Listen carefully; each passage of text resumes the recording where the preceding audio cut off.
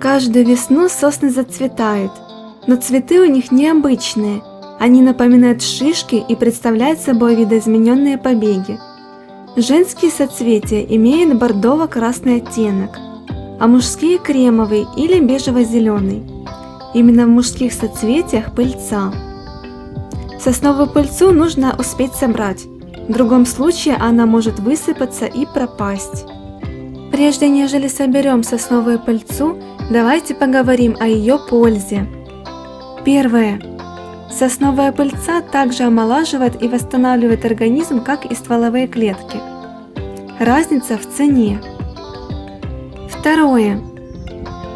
В сосновой пыльце содержится почти 300 биологически активных веществ, включая фитонциды, которые способны убивать патогенную микрофлору, а также аминокислоты и минералы. Некоторые входящие вещества не встречаются в живой природе ни в каком другом виде. Третье. Она имеет уникальную особенность. Сосновая пыльца уничтожает возбудителя одного из самых страшных заболеваний – туберкулеза, и в особенности полезна на первых стадиях болезни. Пыльца сосны действует как натуральный антибиотик. Сначала она тормозит развитие палочки, а потом ее убивает.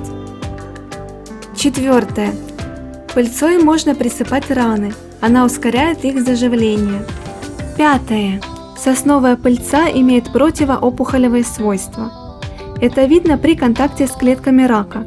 Если человек употребит сосновую пыльцу еще на ранних стадиях, то продукт может распознать и заблокировать пораженные участки и начать борьбу с ними, не нанося вреда здоровым клеткам. Но не стоит принимать это как панацею. Шестое. Пыльца очень полезна для диабетиков. Она стимулирует выработку инсулина. Седьмое.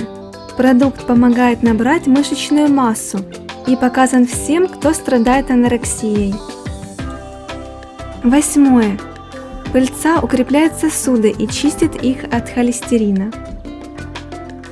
Также следует отметить, что в излишних количествах пыльца способна повредить организму, и принимать ее нужно на протяжении ограниченного времени.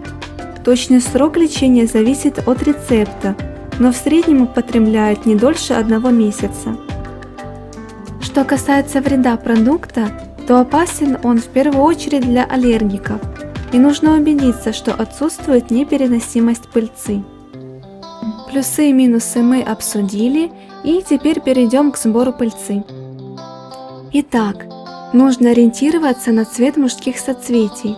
Как только они превратятся из зеленых в желтые или бежевые, можно приступать к сбору. Если сдавить их пальцами, из них не будет вытекать жидкость. Мы собрали соцветия в таком виде и оставили их дозревать. Сушить урожай нужно в сухом месте, без сквозняков.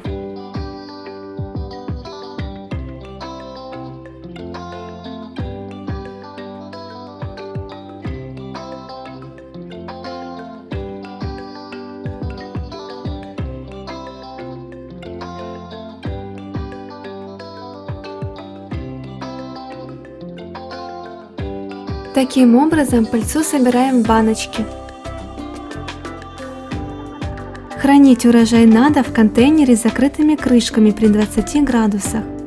Вот наша пыльца и готова. Желаю вам крепкого здоровья!